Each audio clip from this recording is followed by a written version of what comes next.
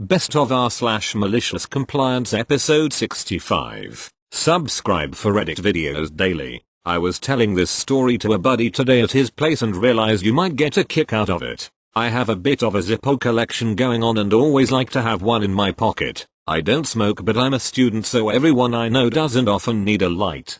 Plus I like to fidget with them For anyone who doesn't know, zippers are those windproof all metal lighters that take a liquid and light like a candle so don't go out on their own until you close the lid.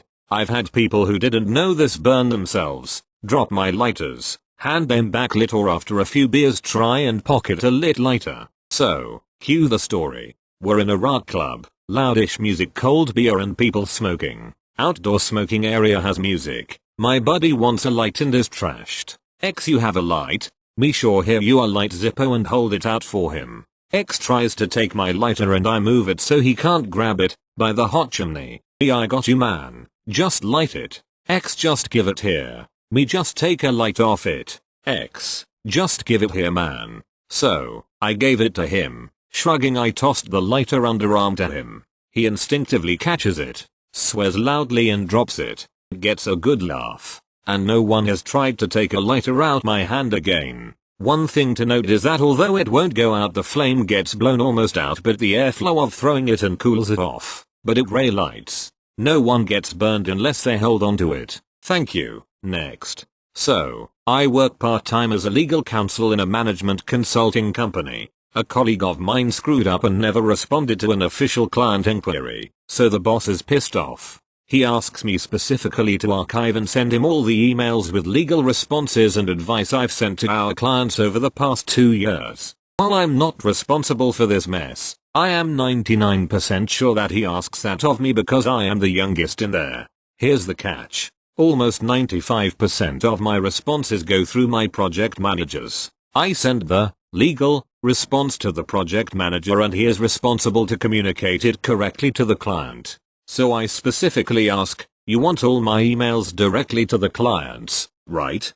He says yes. So, out of 719 emails, only 98 were from me directly to our clients. So, in the official meeting, where we are all present, I hand them over and tell him good luck getting those emails from the project managers. His face was priceless. For everything else, I guess there is MasterCard or STH. Thank you. Next. So I upgraded our new Hulu account. Enjoy the $100 plus subscription screenshots.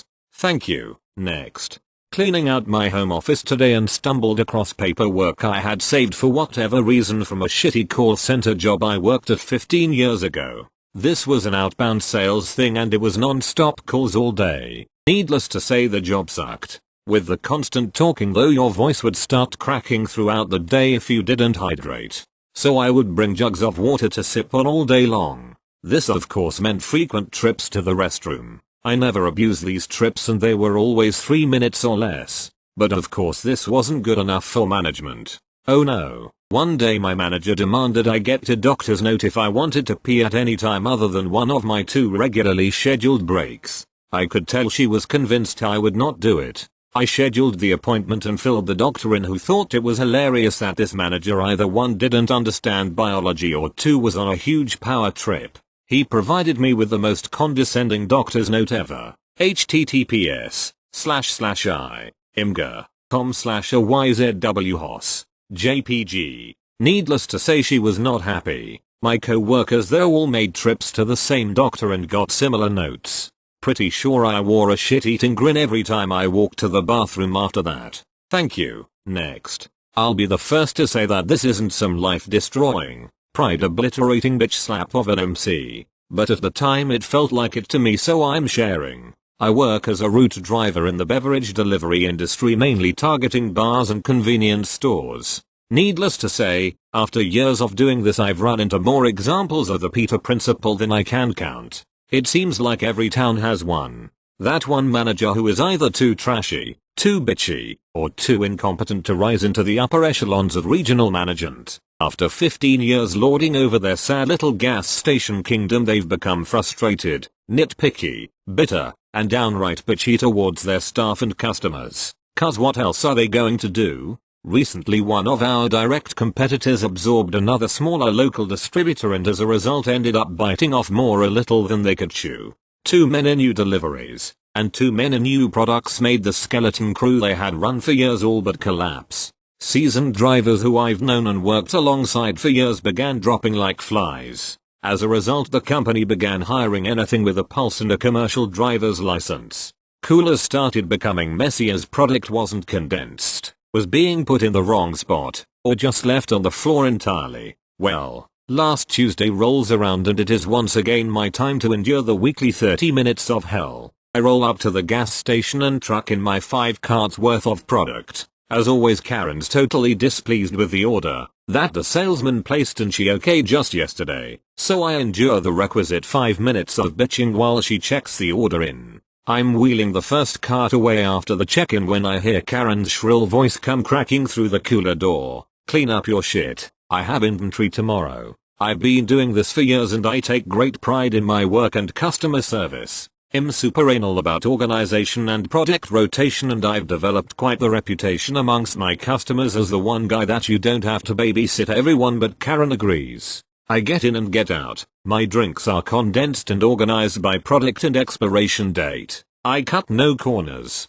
Well, on this day I had a small order was running a bit ahead of schedule, so after putting all my product away I spent another 20 minutes or so cleaning and organizing the other guy's mountain of product. By the time I was done I had amassed a huge stack of broken down cardboard and shrink wrap from all the product he had haphazardly thrown on the shelf. I was somehow able to cram all this trash into the one box that I myself had brought in and headed out. Of course Karen is there waiting in the back room while she does her reviews for the upcoming inventory. Karen, geez. Took you long enough. Me, yeah, I took a bit of time cleaning and organizing your cooler, but it looks good in there. Karen, well, it better after all the time you spent in there. I've been waiting on you. I still have to do my cooler reviews. I toss the box full of cardboard on the pile by the back door and start heading out. Karen, excuse me. Company policy says you have to take your own trash out. Now, I'm not a spiteful guy. Quite the opposite actually. I'm usually quite chipper and polite. Something about her smugness and lack of appreciation finally just made me snap. I turn around, walk to the trash pile, grab the box full of cardboard and without breaking eye contact I turn it over and vigorously shake its contents all over the floor. Cardboard and shrink wrap went everywhere. I had really packed that shit in there and it took a bit of effort to get it all out. Me, this is the only box I brought in, and you should know, you scanned it in. The other shit is your trash I cleaned up in your cooler. Have a good day. A combined look of rage and smugness on her face as I walked by with a shit-eating grin was enough to make the rest of my day. I told my boss about it when I got back at the end of the day. He got a good chuckle out of it since everyone else hates her as well. Of course she called and complained, but of course my boss only responded with, well, he did what you told him to do. Nothing I can do about it. Sorry. I love my company. Thank you. Next. My manager busted into the painter's booth this Monday. I'm the only painter, so I keep track of all the parts that are and aren't painted. This is important. He started going on about how there wasn't enough parts coming out finished. Mind you, I'm on schedule. Then he said, you need to talk less with your co-workers and work harder. Be more like a machine. So for this past week, I haven't talked to any of my co-workers. No good morning, no info on painted and non-painted parts. Nothing. Today, Saturday, my manager came and asked me to stop doing what I was doing. Because I had made chaos on the production floor because they didn't know which parts were painted and which ones weren't. I just told him, I thought you told me to be more like a machine. He just said, please just start talking to the others again. Sure, it was pretty tame. But man was it sweet. Thank you. Next. So I was a bartender at a small chain restaurant. I'm also a student, and I hope to be a pharmacist one day. As such, I was looking to make a career change, from bartender to pharmacy technician, so I can get to know the industry. I had made this intention very clear to my boss. I even told him in my interview. I had given this bartending job a solid year. This place had a very high turnover rate. After only a year, I was the most experienced bartender there. If that doesn't indicate how much shit this job makes you put up with, IDK what will. However, I thought my boss and I were close. I asked him for a letter of recommendation so I could start applying for pharmacy technician jobs. In this conversation I basically gave him a 2-month notice, more than fair. This dude had the audacity to say, "I'm not sure you've earned a letter of recommendation. You really don't go above and beyond." I don't go above and beyond. I once babysat his kids for free when his babysitter had an emergency and there was no other manager to replace him. I've missed study groups and extra credit opportunities to cover shifts when needed. I've stayed overnight by myself to deep clean the bar. Oh boy was I mad. I went to the corporate website and printed out the job description for bartenders. Was it enlightening? Turns out, most of their restaurants have hosts, barbacks, and janitors that pick up the phone and do most of the cleaning. We don't. And the only cleaning our job description specifies is glassware. Job description in hand, I got to work, or lack thereof. Phones ringing? Not my job. Floors need to be mopped. Sucks. Every time my boss asked me perform a task, I'd furrow my brows and start intensely reading my job description before answering nope. Too above and beyond for me. The best part is, I'm only one of 4 bartenders in a restaurant that's open from 11 AM to 2 AM every day. They physically couldn't afford to fire me without all the other bartenders leaving as well. This lack of control really bothered him, and I saw him start to realize how badly he fucked up. But I wasn't done yet. Apparently, according to corporate policy, we have to make every drink using jiggers. This almost doubles the time it takes to make drinks. Up until then, I, and everyone else, had chosen to ignore this policy. But then we had a party of over 100 come in and both of the co-workers I was supposed to be working with called off. This seems like the perfect time to abide by corporate policy. I started painstakingly making every drink with a jigger, one by one. Drinks barely trickled out and complaints soon started to trickle in. My manager asked me what the F I was thinking. I pulled out my job description and told him that going against corporate wishes was a little too above and beyond. His shoulders slumped in defeat. We both knew there was nothing he could do. He started doing all the bartending on the service well himself and let me casually take the seats. Best part is, I get a % off all of the drinks that he made. I got a job soon after.